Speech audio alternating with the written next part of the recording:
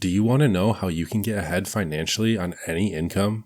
In this video, I'm going to walk through some foundational principles of personal finance that have allowed me to reach a $240,000 investable net worth by the age of 30. I graduated college in 2019, and my first job out of college, I was making $39,000 a year. I was able to create margin on that income. 7 years later, I'm now 30 years old, making just around $110,000 a year. Those habits I built at my first job out of college are still with me today, and that's what's going to allow me to become financially independent years before the traditional retirement age in America. You don't need to earn six figures to get ahead financially. You just need a system with built-in automation that you can follow over a long time period. Most people think that making more money is the answer, and making more money can definitely help, but it isn't where wealth starts. If you can consistently save money and invest on a smaller income, as your income grows through your career, you're going to become dangerous. Welcome back to AFK Wealth, where we talk personal finance over gameplay. Nothing in this video is or should be considered financial advice. I just want to share with you how my journey of wealth building has gone over the past 7 years and what I'm doing to become financially independent. The first and most foundational rule of wealth building is being able to spend less than you make. It's a simple rule. Wealth starts with a gap between income and expenses. If you don't have this gap, you're not going to be able to invest. Every wealthy person consistently creates financial margin in their life. And you don't need to be perfect. You just need to be consistent. Every single month, you need to have a margin of income minus expenses, and then you can either start building up your emergency fund with that margin, or you can start investing it if you already have an emergency fund. A second critical piece to wealth building is being aware of lifestyle inflation. This is one of the biggest wealth killers and traps that people fall into. As you earn more money through your career, get raises and promotions, if you can take a percentage of that raise and increase your retirement contributions, that's going to speed up your journey by a significant amount. And this doesn't mean that you can't slowly inflate your lifestyle as you earn more money and grow in your career, but you do need to constantly be checking yourself to make sure that you're not overinflating your lifestyle too fast. For example, if you're currently making $60,000 a year and you get a promotion or switch jobs and now you're making $80,000 a year, you shouldn't be spending that gap. That $20,000 of extra income that you've earned, some of that should go to increasing your retirement contributions. If you can even take 50% of that $20,000 and invest the $10,000 and treat yourself with a $10,000 vacation, that's good. I mean, you're making more money and now you're investing more money.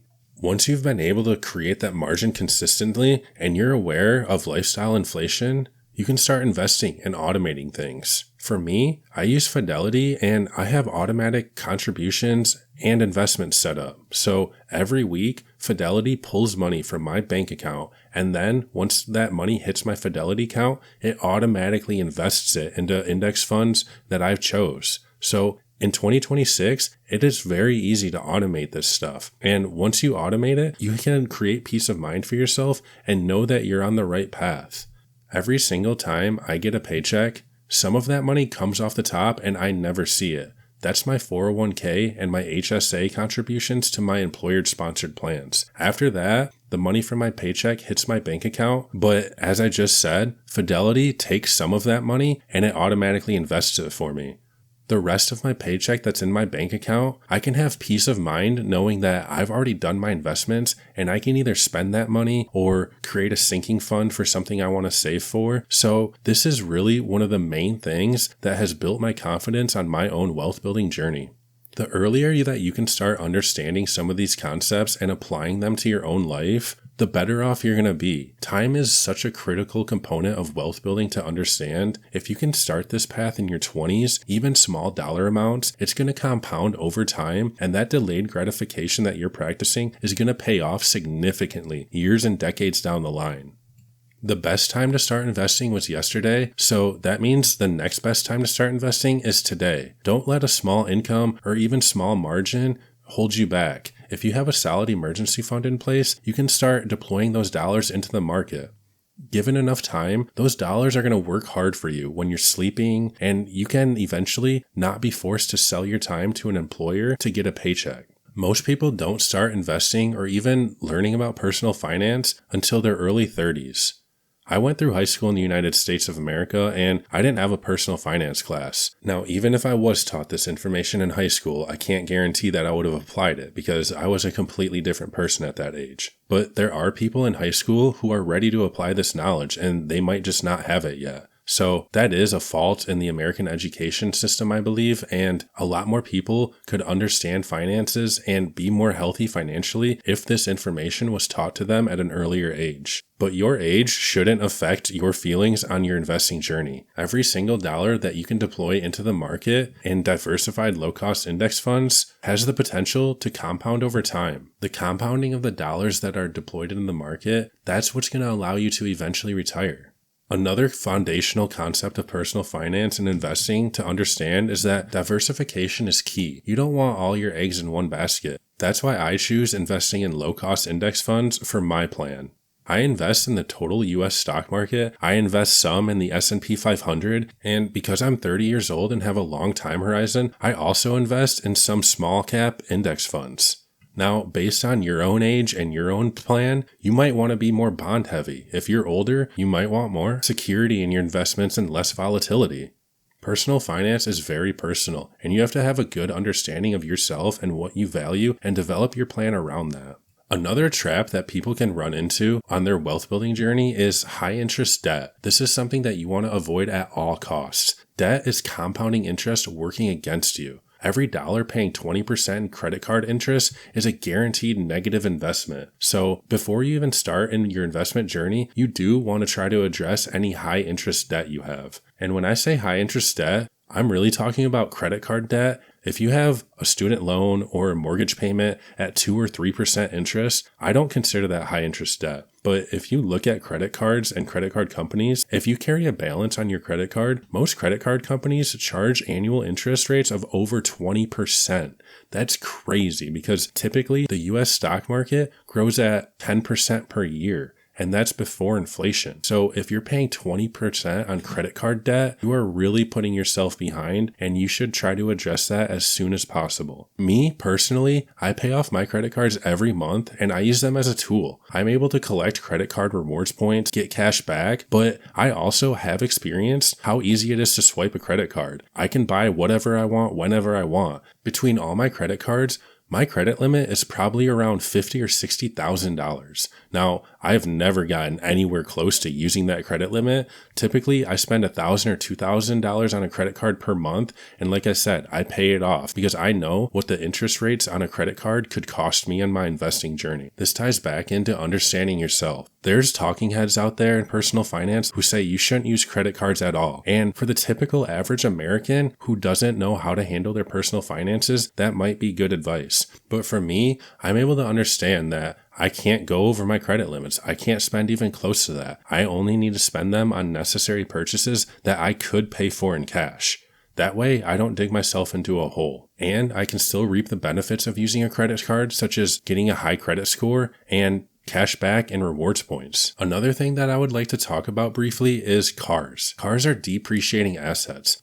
And they're typically one of the most expensive purchases people make in their lives besides their house. So this is another big decision in your own personal finance journey that you should research and spend time on. Don't walk into a car dealership and buy the coolest thing you see because the car dealership is able to extend the loan out and get your monthly payment down. I've been driving a used Hyundai Accent from my brother for the past 7 years, and now it's finally breaking down on me.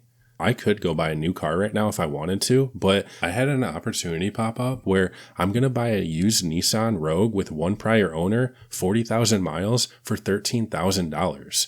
I'm getting a $13,000 loan and my monthly payment is going to be about $390 for 3 years. Now, I plan on paying it off early, but if I were to get a new car, that monthly payment, if I wanted to pay it off within 3 years, would likely be in the $700 or $800 range. So I didn't want to do that. This car is going to last me a couple years, hopefully 5, 6, 7, 8 years. And by that time, I plan on having a decent amount of cash to have a significant down payment on a brand new car if I want one.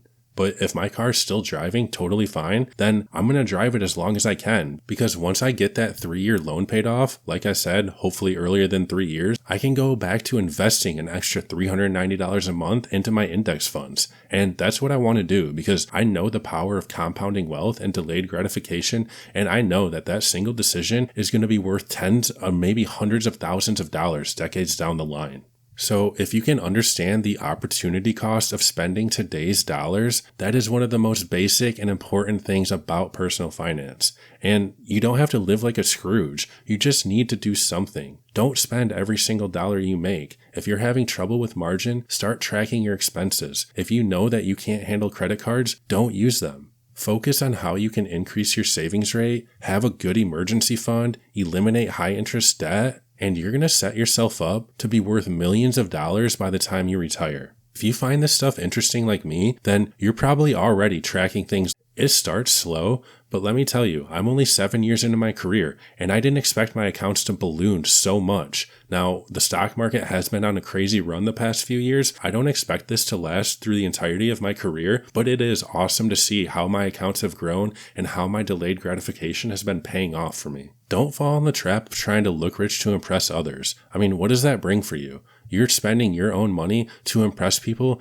that don't even care. I fell into this trap for a while where I wanted to spend lots of money on nice clothes when I didn't even have enough money to afford them. It was crazy. Those dollars could have been working for me in the market this whole time, but I bought clothes that I don't even own anymore. I don't know where they went. I lost them throughout the years. I think a trap that's easy for people to fall into is that they think wealthy means looking rich. Designer clothes, luxury cars, Rolex watches, but to me, that is completely false. Wealthy to me means having investments working for me in the markets, having freedom, and being able to buy back my time later in life. There's a huge difference there. Once you can understand that, for me at least, it made the choices to start on my wealth building journey so much easier. I have long-term wealth building goals for myself. I am aware of these traps now, and it makes it so easy to avoid them. I think that's another thing that you need to start in the beginning of your wealth journey with, is understanding what your goals are. For me, I want to become financially independent sometime in my 50s. I know that my future self is counting on the decisions I make today to have flexibility and options later in life. I'm using my money right now today to buy back some of my freedom in the future.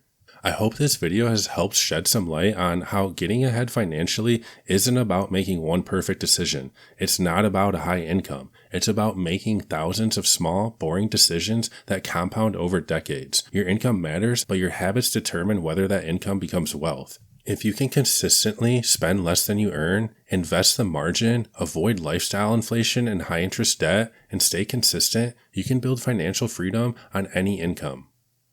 I hope you guys have enjoyed this video, and thanks for watching all the way through. I'm trying to build a community of people interested in personal finance and video games, so if you enjoy this kind of content, feel free to subscribe. If you have any questions, feel free to leave a comment down below. If you want me to make a video on a specific topic, also leave a comment or send me an email to the email address in the description of this video. Thank you so much for watching, and I hope you have a great rest of your day.